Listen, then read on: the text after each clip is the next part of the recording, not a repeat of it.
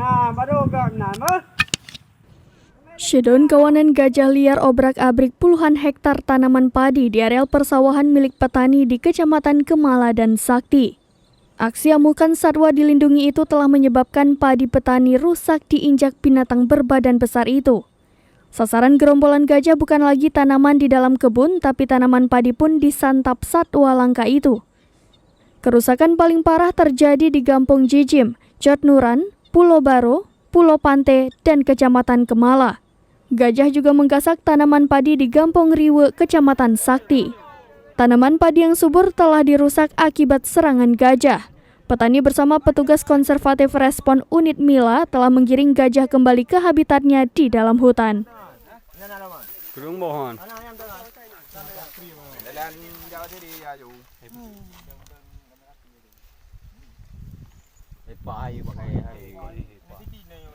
Dari PD, Muhammad Nazar, Serambi On TV.